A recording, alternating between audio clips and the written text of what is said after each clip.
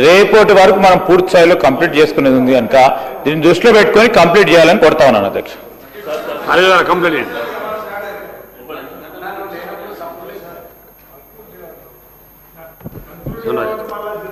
గవర్నర్లో legislative affair minister గారు అంటే ఇంత బడ్జెట్ అనేది ఇంపార్టెంట్ సబ్జెక్టు మీద మా నాయకుడు మాట్లాడుతుంటే గంట అయిపోయిందంటూ సార్ టీ బ్రేక్ అని 2.5 గంటలు మమ్మల్ని కూర్చోబెట్టారు. Please please please please please చెప్పనివ్వండి సార్. 2.5 గంటలు టీ బ్రేక్ అని 2.5 గంటలు కూర్చోబెడితే మేము కూర్చున్నాం సార్. గవర్నర్ అడ్రస్ మీద ధన్యవాదాలు చెప్పేటప్పుడు ముఖ్యమంత్రి గారు ఢిల్లీకి వస్తారంటే 5-6 గంటలు మేము కూర్చున్నాం. ఆయన వచ్చిండు, పండబెట్టి తొక్కిండు. సార్ ఇది సభను పక్కదారి పట్టించే ఆలోచన చేస్తూ ఉన్నారు. చాలా సీనియర్ సార్ వారు. నేను ఫస్ట్ టైం అయినప్పుడు వారు మంత్రిగా ఉండే సార్ అధ్యక్ష. వారికి మొత్తం ఆంధ్రప్రదేశ్ చూసిండ్రు, ఇప్పుడు తెలంగాణ కూడా చూస్తూ ఉన్నారు సార్. ఈ శాసనసభకు సంబంధించి ఎప్పుడు కూడా ఆ రోజు కూడా ముఖ్యమంత్రి గారు వస్తారు, వారి స్పీచ్ ఉంటుందని చెప్పలేదు అధ్యక్ష. సమయాన్ని కూడా అందరి గౌరవ సభ్యులకు సభా సమయం ఇవ్వడానికి మీరు శాసనసభాపతిగా అందరికీ కూడా అవకాశం ఇచ్చింది అధ్యక్ష. ఆ సమయం ఆ విధంగా కోయిన్సైడ్ అయింది. అయినంత మాత్రం దాన్ని ఆ విధంగా చెప్పడం సరికాదు సార్. ఇదేం సార్, ఇది మీరు సీనియర్గా ఉండి ఈ విధంగా మాట్లాడడం సరికాదు సార్.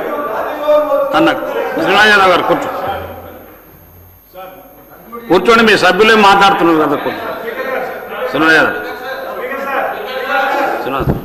సార్ ఇప్పుడు మాకేం అభ్యంతరం లేదు సార్.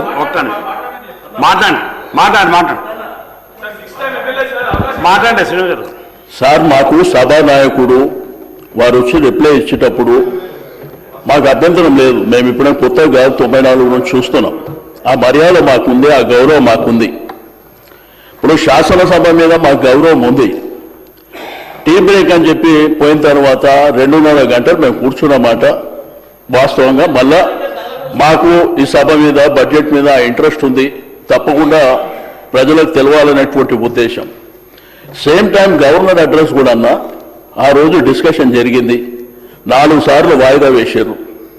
మమ్మల్ని 5 గంటల సేపు కూర్చోబెట్టారు. ముఖ్యమంత్రి గారు వస్తారు, సరే వారు ఢిల్లీకి పోయారు కాబట్టి వచ్చిన తర్వాత వారు గవర్నర్ అడ్రస్ మీద రిప్లై చెప్తారని మేము కూర్చున్నాం.